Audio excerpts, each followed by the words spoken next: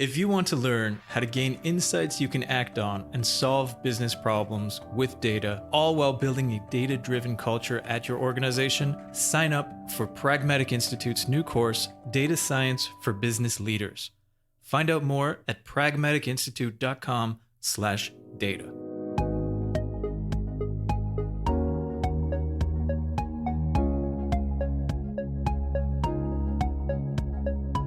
Welcome to Data Chats, a podcast by Pragmatic Institute and the Data Incubator, where we tackle data topics and trends with experts, industry leaders, instructors, and alumni.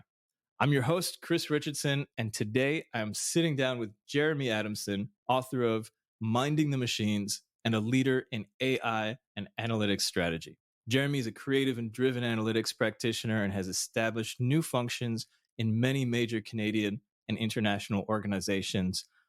I'm looking forward to pick your brain today, Jeremy. Thank you so much for being on here today. Yeah, thanks for having me. Looking forward to it. So maybe we can just start with a little bit of background for our Data Chats audience. Can you tell us a little bit about where you're coming from, maybe past experiences? Yeah, sounds good. So my professional background really is all over the place. My education is in civil engineering, focusing on transportation and project management. And I actually worked as an engineer for years doing traffic impact studies, doing safety assessments, design work. And then eventually I landed on a project with the government of Alberta where I was connecting collision prediction models with their capital planning system. So essentially creating a algorithmic way to allocate capital, addressing safety concerns, and then overlaying regional priorities. And this was a huge light bulb over my head moment. I was building data pipelines, I was building GLMs, connecting that to regionally adjusted costs. And then I got to travel the province trying to sell this newfangled approach. And that was, probably the first time I was involved in a data science type of project. And I was hooked. Within a year of that, I gave up on engineering. I took a role as a data analyst with an oil and gas company. I started an MBA, and I've been in the field ever since then, really. And since then, I've worked in progressively more senior roles at WestJet, which is a Canadian airline, Manulife, and Insure. I worked at Deloitte as a management consultant. At the moment, I'm a lecturer at the University of New Brunswick, where I teach strategy in their management school. And I'm also the VP of BI and analytics at Automotive Group in Eastern Canada and Texas. So really fortunate to have landed in a career that I love. Yeah, so just a little bit of experience you can share with us. Yeah. No, it's great. And especially that versatility. I wonder if, before we get into minding the machines, which I want to ask you about, maybe I'm curious if you could say how that experience in particular, coming from engineering, might shape the way that you look at data. I think engineering is all about being systematic, deconstructing a problem, and architecting a very stable, defensible solution. And I think that's helped me quite a bit, especially in the early days of data science and analytics as a practice, where there was an awful lot of perception of it being a purely technical function. And people would reach out with a request. They would technically, do exactly what they're told, pass it back over the line. And I think, if I can say so while still being modest, I think my differentiator was that I could really break that down and put together a project plan, involve stakeholders, and bridge that business and technical side. And, that's been kind of the theme of my career, I would say, and engineering really helped with that. Yeah. And it sounds like, it's something that we hear from a lot of students who are learning and who are specializing in data science, that the real trick, obviously there's a lot of technical skills, I'm not downplaying that at all, but working with the stakeholders and sharing plans that can be effectively pursued and executed is probably the most challenging thing we hear from students who, are well-versed in data science. And then they realize, talking to human beings who have, in some cases, strange or disparate concerns or ideas about a project can be one of the more challenging things. So yes, lots of stuff to talk about in terms of techniques and business strategy. But maybe you could say a little bit about minding the machines and what prompted it, and give a little rundown. Yeah, absolutely. I had the good fortune, like I mentioned, I was part of the data and analytics journey for a lot of different companies. And what I was kind of surprised with was the more companies that I saw, it didn't matter if they were big or small, technically savvy, if they were, technically and analytically very mature or driven by gut. Whenever they made an investment in data and analytics, it tended to backfire. They weren't getting the value out of it that they were expecting. Mhm. And what I saw is if you look past all of the symptoms and you get to the root cause, it was, like I mentioned, it was that connection between the practice and the business. And if you spoke with the practitioners, the data scientists, they would usually say, we don't have the tools to be successful. Data quality isn't great. They would have a lot of technical reasons. And if you just spoke to them, you would think, that this is a technical issue with a technical solution. But if you speak to their stakeholders, they would say, these guys don't speak our language. They don't understand the business. There was a complete Yep. disconnect there. And that's what I was hoping to accomplish with the book, really, is contribute in some small way to bridging that gap and to help practitioners and especially leaders in the space to build a practice focused on creating value and not just on technical sophistication and not on the newest, technical approach. Yeah. I wonder, do you have any examples you could share of maybe ways that business strategies and the technologies didn't work well that you've seen or heard of, and then ways that you've seen them improve through certain techniques? Yeah, I think the biggest thing is that companies would read a Business Insider article. They would, hear their peers talking about data science is the sexiest job of the 21st century, and you need this to be competitive in the future.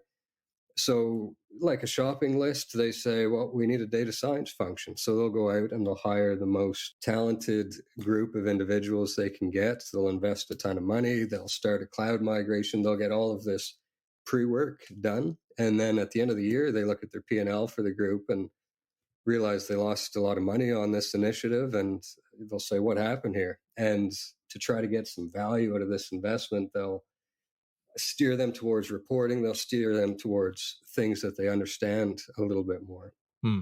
So it's not fair for the people that are put in that position because they're thrown out there with the mandate to just go and do data science. They don't have the relationships. They don't have the foundations in place.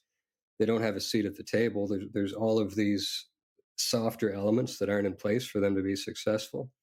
And then from the business perspective, they don't have the technical analytical foundation to be able to articulate what they need in a way that it can be solved by this function. So again, right from the start, there's no connection between the functions. It's been stood up as though it's any other department without any understanding or aspirations for the group.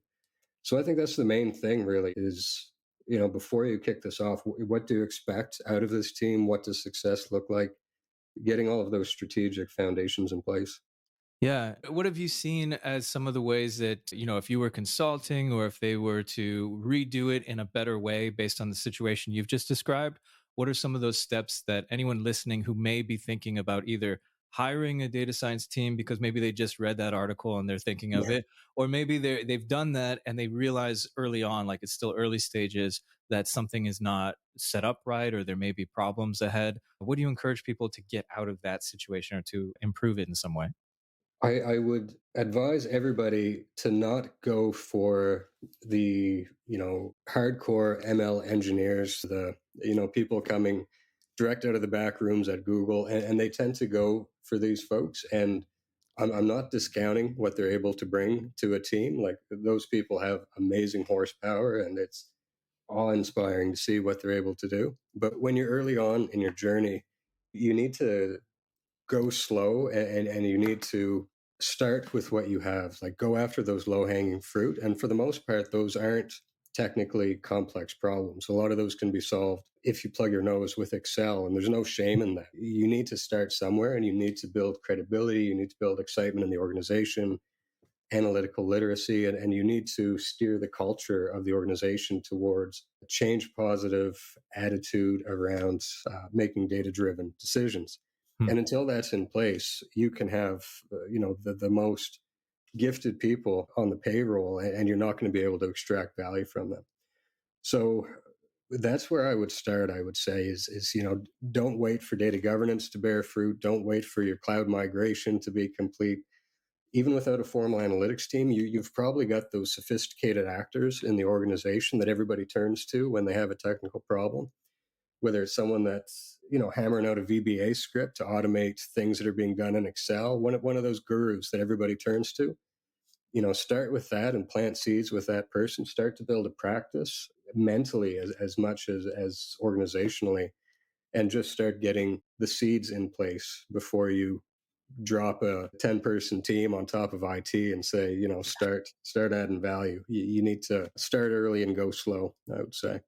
Yeah. And I think that it's interesting. That seems like, advice from someone who's seen things happen, who is comfortable saying these kinds of things. But I also kind of imagine either a new grad from data science or someone that's been poached from Google, let's say, and, has all these amazing skills.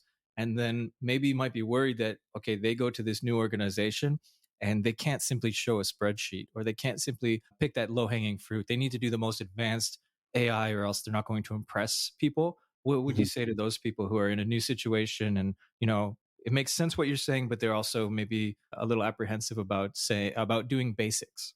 Yeah, it's a hard one, and I definitely see where they're coming from. And to be honest, early on in my career, that's how I felt I added value, was by doing the most complicated thing, showing my work, really blowing them out of the water, and you know writing out the full formulas and then walking them through and showing, guys, I know this stuff. You can trust me. Nobody cares at the end of the day. And that's kind of a harsh truth. When you get in front of stakeholders and you say, we use the coolest ensemble technique, there's a neural net in there's XGBoost. You start throwing buzzwords out there that, people like us like to nerd out about and talk about. That just decreases trust. It means you can't explain this clearly. Stakeholders don't understand this. You need to focus always on business value and find the simplest possible way to get the point across. Once you've established credibility, you can start to ramp up the sophistication. But if you start right there, you put people on a defensive footing, and you really need to empathize with your stakeholders. They want to understand what's happening. They want a very clear connection between the model that you're doing and the business outcome. They want to know that you've considered all of the operational risks with what you're doing, that you understand the business, that you understand their motivations and their pain points. All of that stuff is much more important to these people than, I've used TensorFlow instead of a GLM. So I would always make it as simple as possible, explain it as simply as possible, and save all the math for the appendix. Just focus on the value, and then the rest will take care of itself. Yeah. No, and I mean that's great advice that we hear all the time from experts and subject matter experts, right? And yet it's hard to put into practice, especially when you have all these amazing skills, Yeah. and you want to show them off, you want to show that you're worth the money that they're paying you. And so yeah, it's definitely an issue that we hear over and over again. I wonder if you have examples of maybe techniques or ways of presenting information. So as you said, don't show everyone, especially C-suite, the formula that you're using or the list of tools that you've used. They definitely don't care about that. But yeah, you mentioned the business value, the cause and effect. If you can show that kind of thing, what are some of the techniques that you might encourage people to do in order to be more effective communicators when they're working on a project? The biggest thing I would say is start mentally from a clean slate, and don't look exactly at what the person is asking for. Because often they have that business outcome in mind, but they don't have the vernacular to be able to express that Hmm. properly. And there's a common story, everybody's heard it in some version of, stakeholders coming up with a question that if you answer it exactly as it's presented, you're not getting them what they want.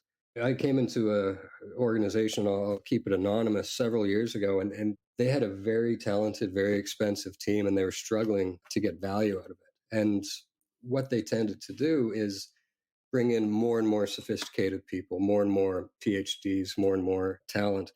And if I can, oversimplify what they were doing, they were receiving raw data around customer behavior, making recommendations on pricing for a project, and sort of churning through this loop. And it ended up being an annual thing. And there was an idea that the purpose of this team was, like I said, to do data science. So take that data, make the best possible model, make sure it fits observed history, do a prediction, and present. And it was that foundational myopic view of what the team was trying to achieve. They received the data, they thought our job is to just do data science, did the best model they could do, explain that to leadership. Leadership gets frustrated. The team becomes disengaged, and the relationship tends to break down. And what I did in this example, and it's not fancy by any stretch, it's the very opposite of fancy, but looking at what the business wanted out of this function. And they didn't want the fanciest model, they didn't want the most predictive model. They just wanted to know today, is my pricing appropriate given recent data, or do we need to adjust? So it's not create a better model. It's an ML ops problem. It's build those data pipelines, keep this as real time as possible, look at model drift. So rather than hyper specialized obscure models that you present every year, now you can look weekly. You can report what the drift has been, just given the thumbs up every week, and it gives a lot more confidence than having a team of PhDs hammering out these models every year. So I think that works in almost every case. Really zoom all the way out and ask yourself what the stakeholder's looking for with this. And then quite often, the answer is a lot simpler than the assumptions you go into it with. Yeah, that makes a lot of sense. And yet it's like being simple, right? It's hard to put Yeah. into practice, but it is something to aspire towards. I wonder if you've seen different ways of organizing. So you sort of mentioned how one company might get all the most expensive data scientists, assuming that that will be lead to the best outcome. But I wonder if you have insights into any kind of size or experience you have in organizations, but how data teams have been put together maybe more effectively than others. I know I mean, for every organization, there's probably a structure you could think of. But Mhm. strategically, if you're an organization, you're putting together or you're reassembling, perhaps you're thinking of shuffling things up, what are some effective ways to put together data teams? Yeah, there's a lot to that, and it depends a lot on the organization and on the culture, on their level of maturity. But I'll say first off, it's definitely not always a technical problem, and I've said that a few times, but bears reiterating. I will start on that side. You definitely do need data to be successful. Some data, it's never going to be perfect. You can't wait for it to be. So, I would say you need some foundations in place to be successful. But from there, I would focus mostly on establishing understanding of the current state. I think new leaders need to be out there. They need to be intentionally building relationships. And if leaders aren't spending half their day in sales mode, I'd say that they're not getting it right. They're focusing way too much on the nitty gritty. In terms of structure, I would say that the COE model tends to work best. You need that raw horsepower. You need those people that can do the hands-on keyboard stuff. But unless you have that functional or that domain knowledge to be able to contextualize the solutions and to understand how to operationalize things, then there's going to be a breakdown on one side or the other. And sorry, So, COE model, you said? oh, sorry, center of excellence. Okay. Yeah.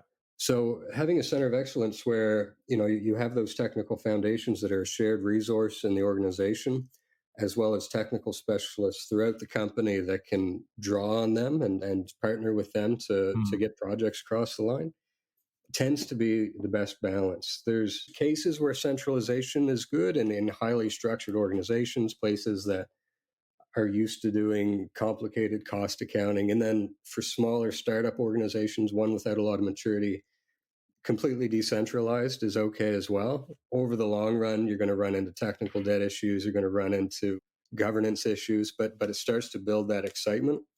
I think over time, though, things always tend to find that median, which is that center of excellence. And best in class that I've worked with almost always are centers of excellence.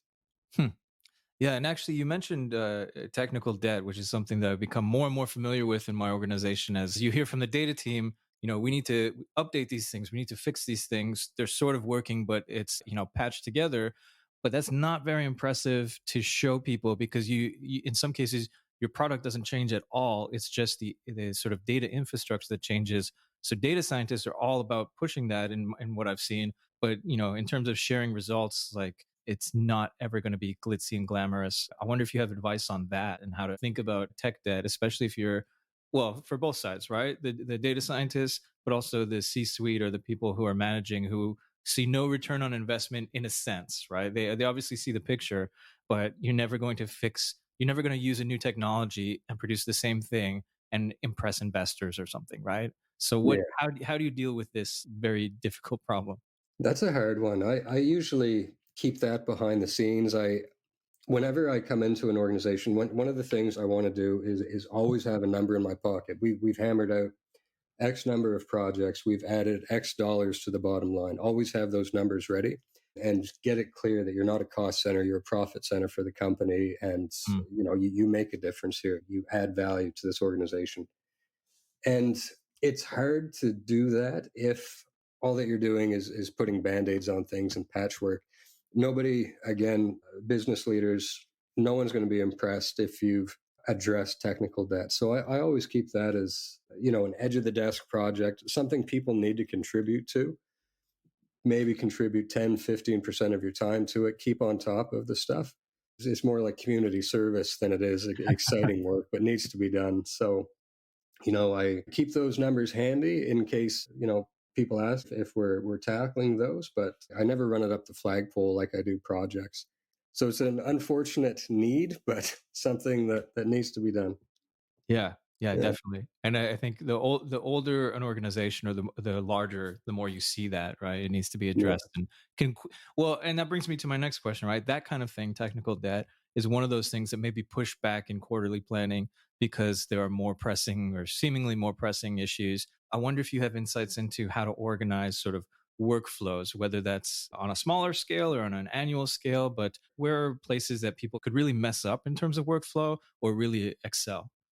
One of the worst things I've seen, and this usually comes when data and analytics or BI or data science, whatever, is stationed under IT. IT tends to have a very static, deterministic way of tackling problems where you have intake through Jira, you have a well defined problem, you have a 2 week sprint. On Monday, you receive a list of instructions that you're supposed to execute until the following, the end of the sprint cycle. And data science is really a creative practice at the end of it. You need to be nimble, you need to ebb and flow with the different things, you need to be able to present and be able to change your approach midstream. And if you try at the very beginning to deconstruct it all the way into a list of discrete activities sprinkled across a bunch of automatons who are at one station on the assembly line, you lose any of that creative flexibility. You lose an awful lot of value that you can put into it. So the ones I really like are the ones that still have structure around that process. They might have some sort of hybrid, agile, light approach, but they depend as much as possible on self-organizing groups of people who are tackling outcomes rather than actions. And if you connect those outcomes together into a project where people have creative freedom to approach it in the way that makes sense to them, and they're operating not as a hierarchy or this, quasi militaristic organization, but it's more like a guild of peers. I find engagement is higher. I find people love their work. They're willing to put in more. They feel connected to the outcomes. It leads a lot more naturally into that relationship building. So, really, as much as possible, autonomous, self organized groups that see each other as peers and not as I'm a senior, you're a junior, but again, an egalitarian guild of practitioners working to solve a problem together. I find is the best approach.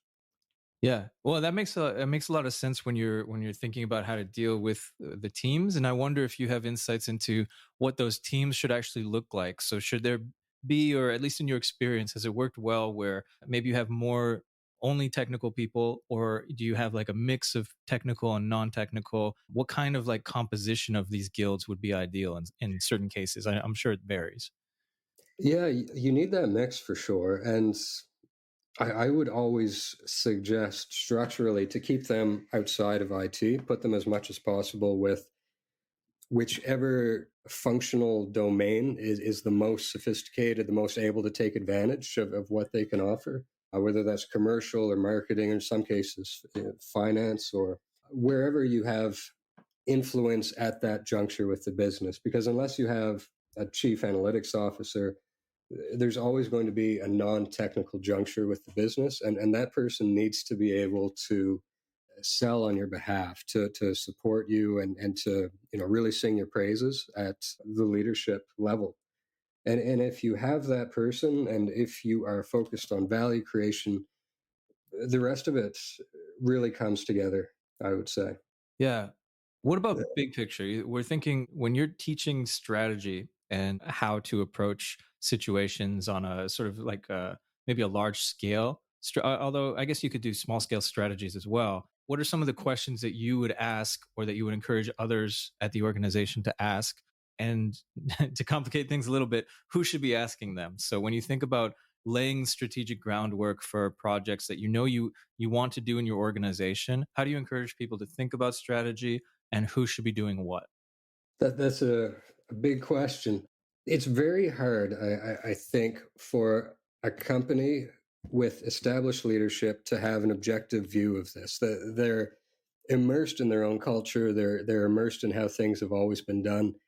And analytics, data science is such a dynamic field that unless you have an outsider helping with this, or at least contributing, bringing best practices, it's really hard not to embed the systematic failures of the organization and old heuristics into what you're planning. So I would suggest, as much as possible, getting support from outsiders, bringing in new blood if possible. At the same time, you can't do a lift and shift from another organization, because it does need to be contextualized to what you have.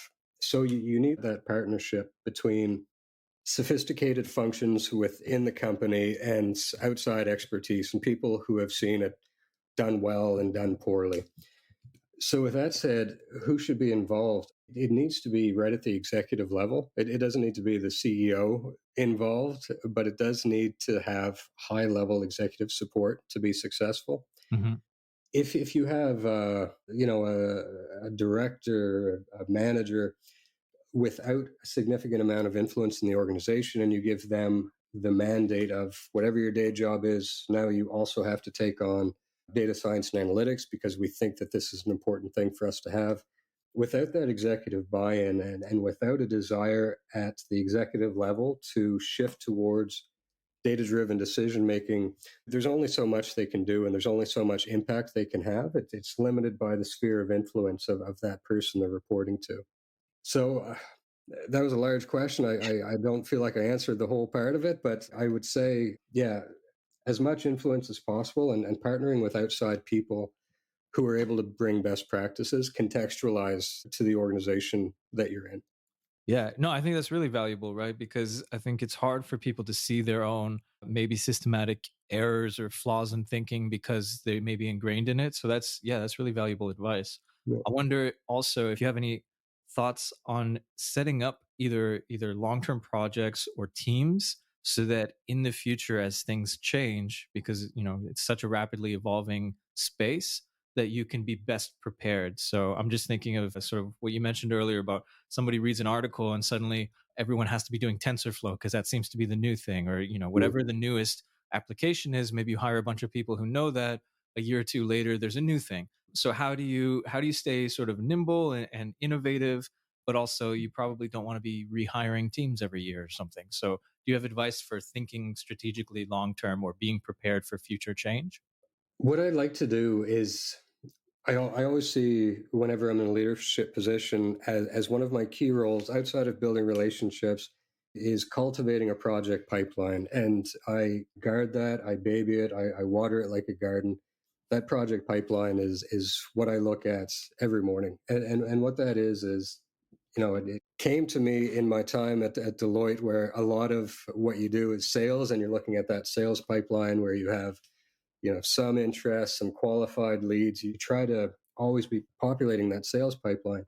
And I try to bring that idea into what I do in organizations. And I think of this project pipeline as really similar to a sales funnel. You have a huge cloud of potential projects out there. You have latent demand that's sitting inside all of these people who have pain points in their day to day. They have thoughts, they have, wouldn't it be great if, but they just don't have the words. And then you move into intake. You've built a relationship with them. They're able to express themselves. and you have a business outcome, and you go all the way down until you have scoped out projects, you have a project plan in place, then you have active execution. And as you're going through your day to day, you're executing on a few projects, you're scoping out a few, you're getting that hopper, and you're building those relationships and really crystallizing those ideas that people have. If you have this well formed, you should be able to produce a list of potential projects years in advance for different functions, for different groups. And if you have this structured well enough, it's pretty easy to figure out how many people am I going to need over the next couple of years, what types of skill sets are going to be in demand. And you have a much longer roadmap that you're looking at than if you're trying to deal in what most organizations have, which is that very defensible first in, first out. Peter asked me for this a week ago. It's due this week, so I'm going to do his thing. And then Janice asked for this, and that's due a month from now. I'm going to do her thing. Where you're always reactive, you're always just doing what you're told. But if you have that project pipeline, if you've assigned value metrics to each one of these projects, then you can very easily go to HR for budget, and you can say, I'm going to need 3 more people in the next year because we've got all these projects. You can very easily come up with a talent strategy. Most of the projects over the next couple of years are going to be around marketing. It's going to be highly sophisticated, so we're going to need a ML ops engineer on the team. And if you really understand, you're always looking at that project pipeline, then you can speak intelligently on all the other pieces, what technologies, what type of people, and so on. Yeah, I think that's really helpful. And it shows sort of the difference between somebody who may be kind of in over their head and somebody who's managing effectively. And so I always like to ask people, what would differentiate someone who's not well versed or well equipped to manage a data team and to kind of see it like an oversight? So not the person actually doing the analysis, but someone managing. What would separate a sort of rock star data science team manager from somebody who needs improvement? What are some of those keys I'm sure you've seen in over time? The main thing is a focus on empathy and relationship building with stakeholders. If you have that relationship in place, it's easier to communicate. It's easier to understand their motivations, what they actually want. So that's definitely critical. That's the outward facing side. Inward facing within the team, you need people who can establish credibility with their team, but aren't there to crack the whip, aren't there to make sure you're getting the most hours, that you've delivered the most story points in the week. You're not there to get into their Python and wag the finger at them for not commenting their code appropriately. You're there to support them. You trust their technical abilities. You remove roadblocks. You're an enabler for them, and you care about them personally. You're okay challenging them on their approach. You're okay challenging them because you care about their development, and you honestly want the best for the group. If those two sides of it are in place, then I feel like you've got the foundations of a good leader. Quite often, what happens, unfortunately, is organizations have very limited advancement options for individual contributors. You can have an analyst, you can have a senior analyst, and then you plateau. Maybe you have a specialist, but if you want to advance your career, you need to go manager, director, VP, and there's all of these options above it if you take the manager path.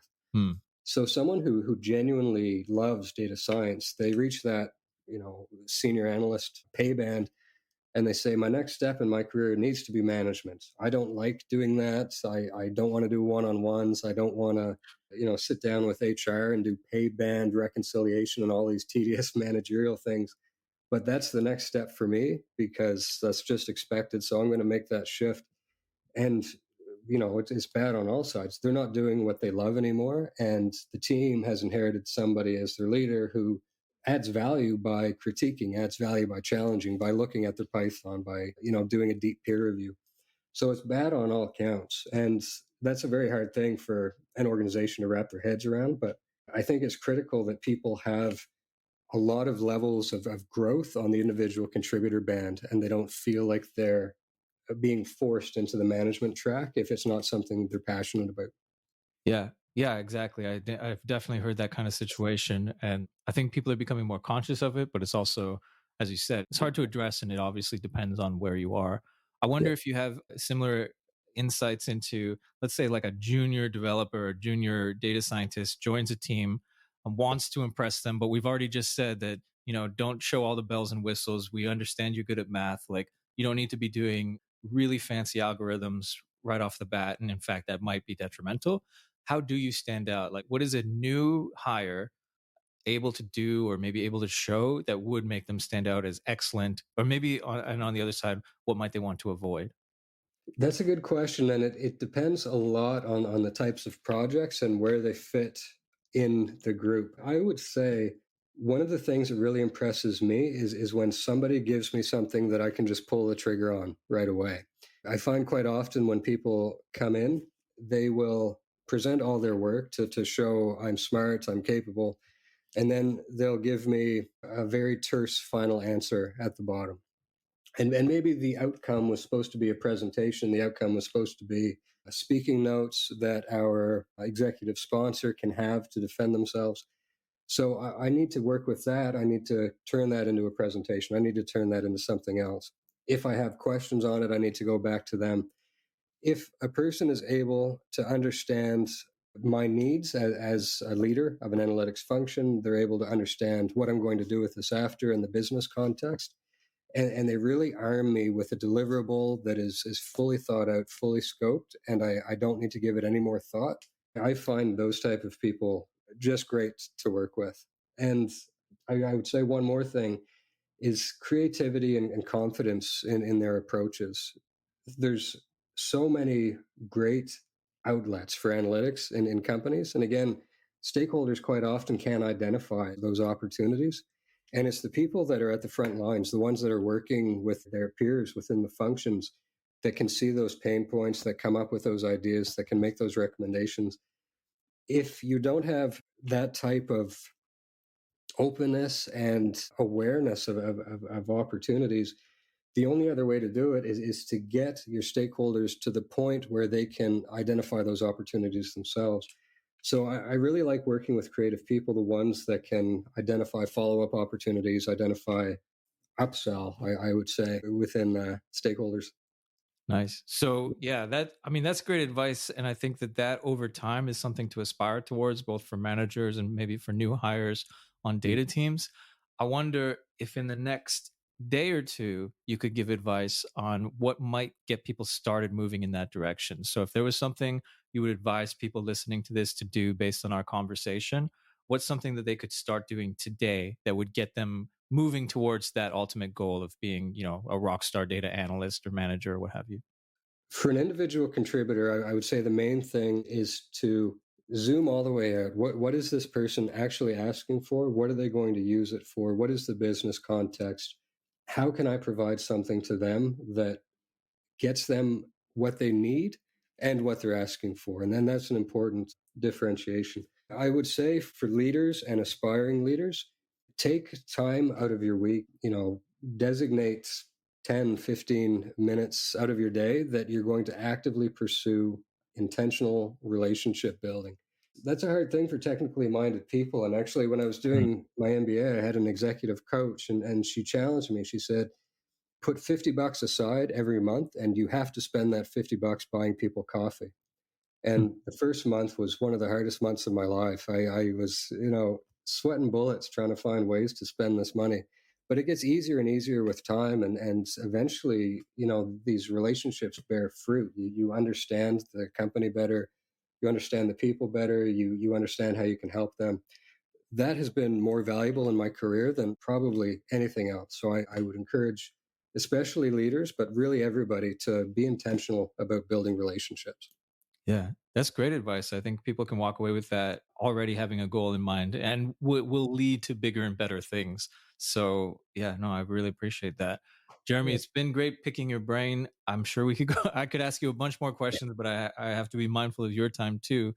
I wonder if people want to follow you or maybe even get in touch, where should they check out? Where are you present?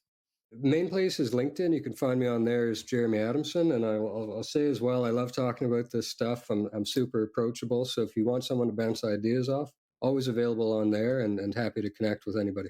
Excellent. So yeah, I'm sure some of our listeners will take you up on that. Great. I really appreciate your time today, Jeremy. It was a wealth of information. And again, I encourage people to check out Minding the Machines whenever they have a chance. Thank you so much.